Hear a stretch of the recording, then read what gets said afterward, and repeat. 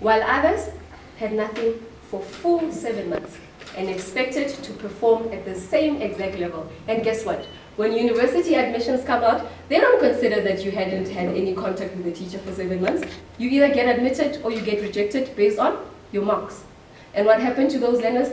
Some of them who were fortunate enough to be allowed to go back to school did go back to school. But if you were to check, a majority are sitting stranded. They cannot go into university, they cannot further their studies. They're still in the limbo of trying to figure out what to happen because of a system failure that was not their fault. So with Africa and technology, we have the youngest population, we're the richest continent.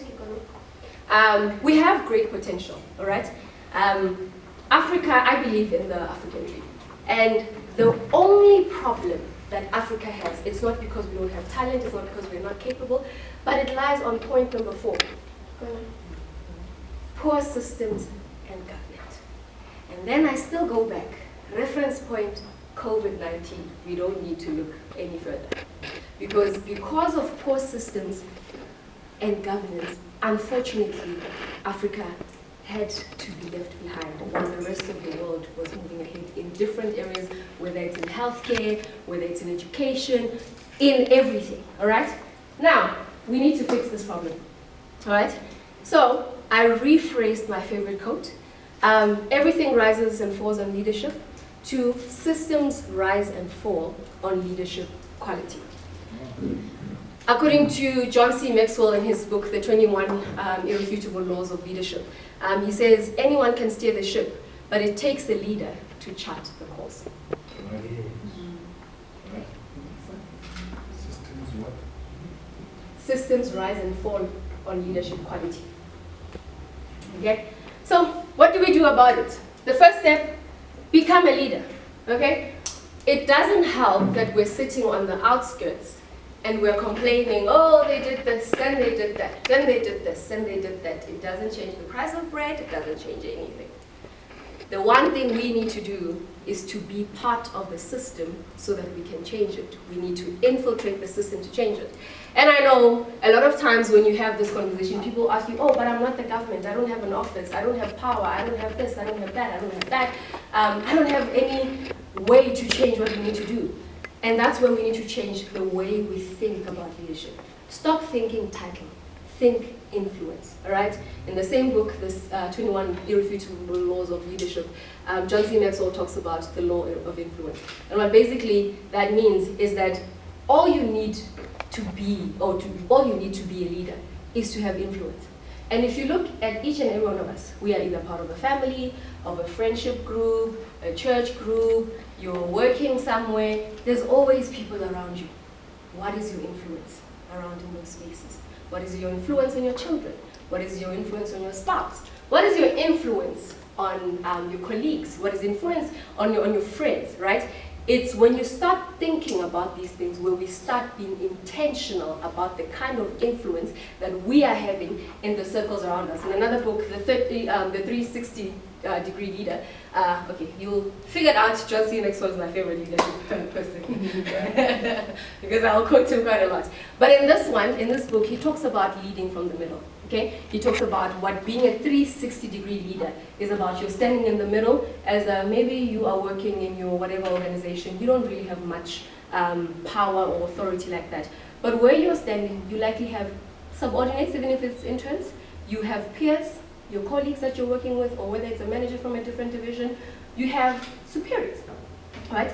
How are you influencing? Because these are people you have direct line of contact with. What is your influence in that? And that's what the 360 leader is all about. It's all about using what you have to be influencing. And that comes in from number 1, our conversations. Okay? Oh well, it started on the other side. But anyway, okay. It starts with our conversation. And how simply put, conversations are literally just an outward expression of our thoughts and our thinking patterns, right? What you think is what you say. What you think is what you do. All right, do you agree? Yeah. So the thinking patterns come out. So the nature of our conversations, the feel of our conversations, obviously are a reflection of the thoughts that we have. And if you go back to what we were speaking about in the beginning, what the basis of leadership in this context, you have in your mind will come out in the way you behave, in the way you talk, and how you talk about leadership. If you've always believed leadership to be something that's supposed to be done very far from you, it's going to come out in your conversations. It's going to come up in the way you do things, in the content, in the motive, and in the intentionality of your conversations, all right? So I want to challenge all of us to start being mindful of the conversations we're having and take it home from the conversations you're having with your spouse, from the conversations you're having with your parents, the conversations we're having with our siblings, the conversations we're having with our kids, right? That starts there. It's the kind of influence. I was giving an example the other day about having conversations with our siblings, and sometimes if you don't talk to your kids or your siblings, well, I don't have kids, but please never. If you don't talk to them, you never know what they're thinking. And if you don't know what they're thinking, you don't know what to influence or what to change. So then it's about having those open communication lines, even in our homes, knowing what your kids know. Because guess what? She is a prefect at school. She has friends at school. That shapes what conversations she goes and she has with her friends. And what starts as a little conversation that you are having in your family that you will possibly take for granted becomes a ripple effect where she's having conversations with her friends. And then she says, no, but my mom said 1, 2, 3, 4. And then that one goes home and says, Mom, Mo said 1, 2, 3, 4 because her mom said 1, 2, 3, 4. And it becomes a conversation in a different household. So we need to start thinking intentionally about what we are doing, even when we think it doesn't matter, even when we think nobody's listening, even when we think nobody's watching, okay? Then, building a good reputation. You don't just wake up and somebody puts a position on you and you are suddenly a leader and you know what you're doing. No. You need to think of yourself as a leader first. You need to start leading yourself first. And presenting yourself as a leader, presenting yourself as a thought leader in your world, in your family, in your workplace, and all of that. And then that is how people are going to start thinking, you know what, maybe let's ask Lydia what she thinks. When I was working in Barra a few years ago, there was this guy, I think his name was Dr. Craig. He was still studying to be a specialist at the time. And I remember we were in a ward round, so walking around patients, and there was this patient that nobody knew what was going on with. I mean, even the head of department didn't know what he had. This guy, Craig, he was still in training at the time to be a specialist, and everybody paused and was like, I think let's call Craig to find out what he thinks. Now, the reason why they wanted to call Craig, who didn't have the qualifications they had at the time, was because they knew that guy studied. He knew his work to that level that even his superiors, whenever they felt stuck, they could call on a junior and say, hey, we have this patient, we're stuck with 1, 2, 3, 4, what do you think? And Craig, literally, he just said, the patient has porphyria. And they did the workup, and turns out Craig was right. But Craig was a junior. What did he do? He built himself up. He invested in himself. He studied. He made sure everybody knew that if you're stuck with anything, Craig is the guy to go to because he knows his work. So you don't need the position. What you need is to establish yourself with that good reputation, all right? So speak up. I put that there, speak sense. So it doesn't help that you're speaking up and you're not speaking anything that makes sense, because otherwise, where would we come to you, okay? And the only way to speak sense is to add knowledge to yourself so that when you speak, the knowledge comes out. Otherwise, it doesn't help, okay? Be excellent in what you do. No room for negativity. Nobody wants to go to the person who's the most negative in the room whenever they have a challenge they can't solve. They want to go to the person who's going to try, by all means, to find a silver lining somewhere. And that's how you position and you differentiate yourself, especially in a world where everybody thrives on being negative. Everybody thrives on telling us how South Africa is made for dooms. Oh my gosh, we are not going to have houses. Oh, the USA is pulling their funding. Hey, what are we going to do? Nobody wants that conversation because everybody's having that conversation.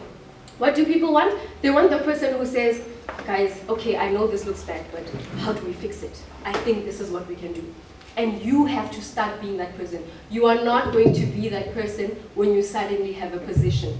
You will be that person when you start thinking as that person, even in spaces where nobody is watching or listening. Thank you. Okay. So you are not going to be that person just because there's a position next to your name or a title next to your name. you are going to be that person because you intentionally started thinking like that person.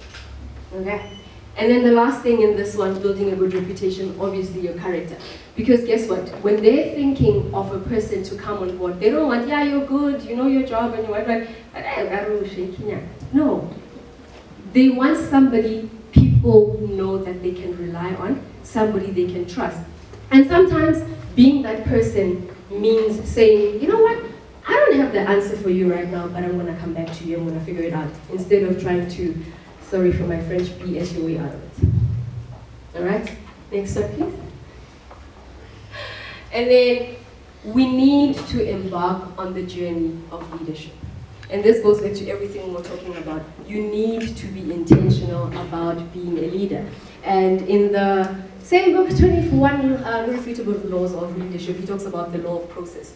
Leadership is daily, consistent things that you do that help you grow and become a leader.